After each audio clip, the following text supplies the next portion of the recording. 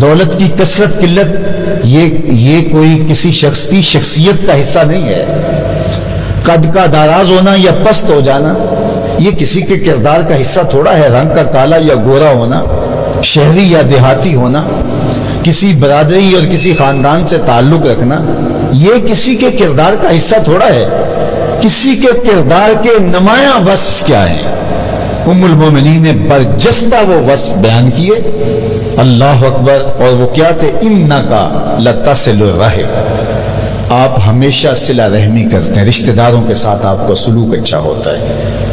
رشتہ داروں کے رویے تلخ بھی ہوں تو پھر بھی اس لیے کہ یہ رشتہ دار ہیں اور میں نے ان کے ساتھ سلوک اچھا کرنا ہے. بندہ کہتا ہے کہ جب وہ میرے ساتھ اچھا سلوک نہیں کرتے تو میں کیوں کروں؟ میاں پھر تو تم اس کے برابر ہو گئے. برائی کا جواب برائی سے دینا، اچھائی کا جواب اچھائی سے دینا یہ تو کوئی کمال نہیں ہوا. اگر وہ برائی کرتا ہے اور آپ بھی جواب میں برائی کرتے ہیں پھر تو آپ ایک جیسے ہو گئے. اگر وہ اچھائی کرتا ہے تو جواب میں اچھائی کرتے ہیں پھر بھی ایک جیسے. وہ برائی میں ایک جیسے ہیں، یہ اچھائی میں ایک جیسے، بہتر کیسے؟ اور آپ کا نمایاں وصف کھل کے کیسے آئے گا کہ وہ تم سے برائی کرتا ہے اور تم اس کے ساتھ اچھائی کرتے ہو. اللہ اکبر. جو اللہ کے بندے ہوتے ہیں یہ تو خیر رشتہ داریاں ہیں، خون کا رشتہ ہے، دودھ کا رشتہ ہے، وطن کا رشتہ ہے، برادری کا رشتہ ہے، گاؤں شہر محلہ داری کا رشتہ ہے. رشتہ نہ بھی ہو شنیدم کے مردان راہ خدا، دلے دشمنا ہم نہ کر دند تنگ، تو راہ کیا میسر شود ای مقام کہ با دوستانت خلاف است و جنگ. میرے والد گرامی رحمۃ اللہ تعالی علیہ جہاں بیٹھتے تھے سامنے یہ شعر شیخ سعدی کا لکھوایا ہوا تھا انہوں نے کہ میں نے سنا ہے کہ جو اللہ کے بندے ہیں وہ تو دشمنوں کا دل بھی نہیں دکھاتے. تجھے تصوف کے مرتبے کیسے نصیب ہوں گے؟ تو اپنوں کے ساتھ جنگ چھیڑ کے بیٹھا ہوا ہے.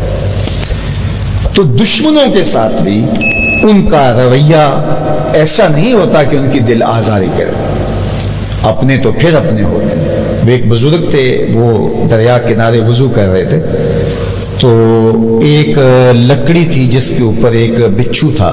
تو پانی کے ہچکولے لیتی لکڑی تو بچھو کبھی گرتا اور پھر بھاگ کر کے اس لکڑی سے چمٹ جاتا. تو انہوں نے دیکھا تو انہوں نے ہاتھ میں رکھ کے اس کو باہر نکالنا چاہا تو اس نے ڈنگ مار دیا تو جھٹک دیا، پھر گر گیا. پھر انہوں نے نکالا، پھر اس نے ایک بار نہیں، دو بار نہیں، 7 بار ہوا. تو بزرگوں کے ساتھ جو بیٹھا ان کا مرید تھا تو اس نے کہا حضرت یہ 7 بار آپ کو ڈنگ مار چکا ہے اور آپ اس کو پھر بھی نکالنا چاہ رہے ہیں. تو فرمایا کہ وہ اپنی بری خصلت سے باز نہیں آتا، میں اچھی عادت سے باز کیسے آؤں؟ ڈنگ مارنا اس کی فطرت ہے اور اس کو بچانے کی کوشش یہ اللہ نے مجھے ودیت کی ہے، یہ فطرت میری ہے.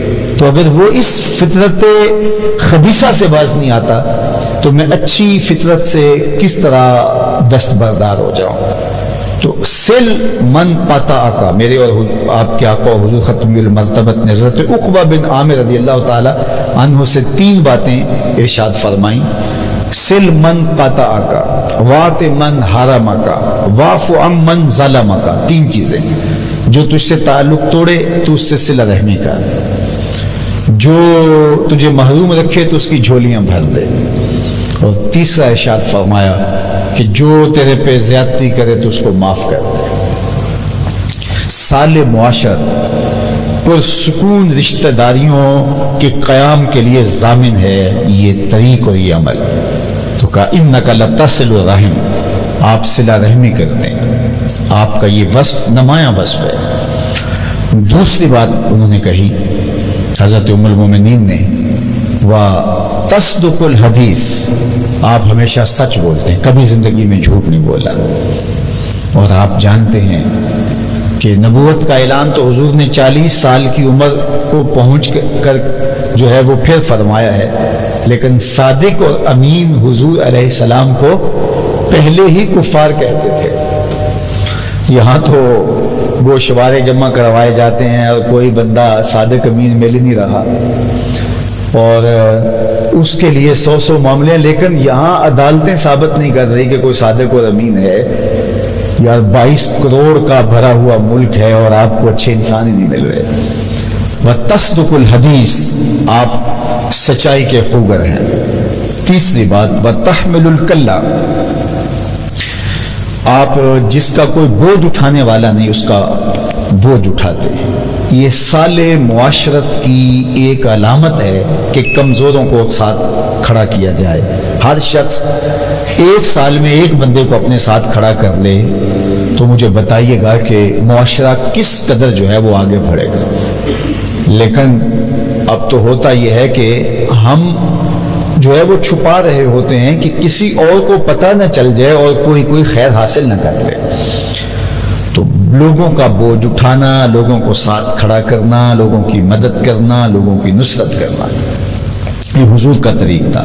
اور چوتھی بات فرمائی وَتَقْسِبُ الْمَعْدُومِ، جس کا کوئی کمانے والا نہیں ہے اور جو کمانے کی اہلیت نہیں رکھتا ہے اس کے لیے آپ کماتے ہیں۔